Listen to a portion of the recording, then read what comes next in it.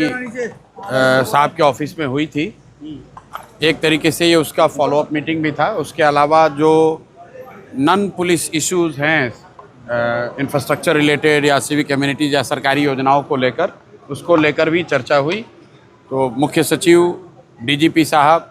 और सरकार के वरीय जो अन्य 5 प्रिंसिपल सेक्रेटरीज थे वो मीटिंग में थे। उनसे जो बात हुई उसके आधार पर ये तय हुआ है कि जो बात डीजीपी साहब के यहाँ चर्चा हुई थी, पटना में अगले 2-3 साल में एक फ्यूचरिस्टिक ट्रैफिक प्लान बेहतर कैसे बने, उसके लिए इंटर डिपार्टमेंटल कोऑर्डिनेशन मीटिंग कम वर्कशॉप होगा, जिसमें कि सभी कंसर्न डिपार्टमेंट के साथ साथ देश के जो इंडिविजुअल्स एंड इंस्टीट्यूशंस हैं जो ट्रैफिक की व्यवस्था को बेहतर बनाने में मदद कर सकते हैं, उनकी बैठक 1 सितंबर में की जाएगी। दूसरी बात जो सहमति बनी थी कि जो सूखा नशा का प्रभाव है, असर है, उसको कंट्रोल करने के लिए देश भर की जो सिविक सोसाइटी ऑर्गेनाइजेशंस हैं उनके साथ और पटना पुलिस के साथ मिलकर एक कम्युनिटी पुलिसिंग का प्रोग्राम हम लोग बना रहे हैं। उस पर हम लोग आगे डीजीपी साहब और पुलिस विभाग के साथ मिलकर काम करेंगे। तीसरी बात जो पिछले मीटिंग में तय हुई थी कि जो वेंडर्स हैं जहाँ से अनऑथराइज्ड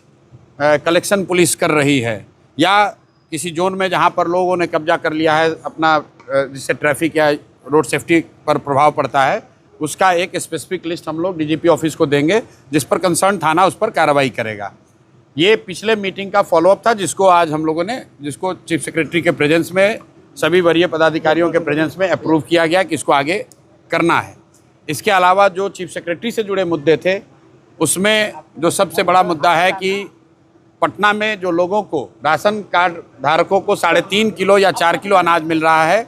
उस बात पर चर्चा हुई है और चीफ सेक्रेटरी महोदय ने यह आश्वस्त किया है कि ऑन प्रायोरिटी अगले कुछ दिनों में इसके लिए वो सभी कंसर्न पदाधिकारियों को बुला रहे हैं और हर हालत में पटना में राशन कार्ड धारकों को 5 किलो अनाज मिलेगा, ये चोरी बंद होगी, इसका उन्होंने आश्वासन दिया है।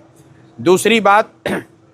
जो पटना स्मार्ट सिटी का प्रोग्राम है जिसमें कि आप सामान्यतः जो समस्याएं सुनते हैं, नाली, गली,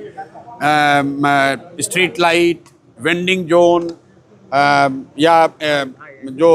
ड्रेनेज की समस्या है, इस तरह की जितनी समस्याएं लोगों ने बताई थी वो पटना के म्यूनसिपल कॉरपोरेशन म्यूनसिपल कमिश्नर भी थे वहां मीटिंग में, उनके साथ चर्चा हो गई है। उसको कैसे बेहतर बनाना है उसके लिए एक पूरा विस्तृत हम लोग प्रयास अभी शुरू करेंगे।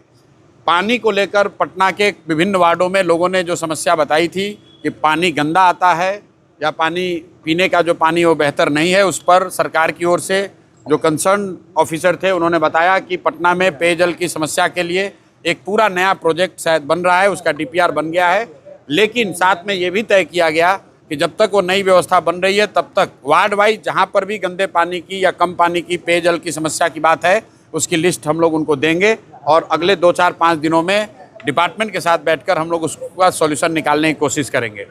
अंतिम बात, जो एजुकेशन को लेकर हमने घोषणा करी हुई है कि यहाँ पटना में बांकीपुर क्षेत्र के सभी स्कूलों में अगले 1 साल में गुणात्मक सुधार होगा और अगर नहीं होगा तो बच्चों को प्राइवेट स्कूल में पढ़ने की व्यवस्था की जाएगी। इसको लेकर एजुकेशन डिपार्टमेंट के साथ चीफ सेक्रेटरी की अध्यक्षता में एक बैठक आने वाले दिनों में बुलाई जाएगी जिसमें हम लोग पार्टिसिपेट करेंगे। उसके बाद आपको बता पाएंगे कि स्कूल को लेकर क्या क्या निर्णय आगे किए गए। चलिए।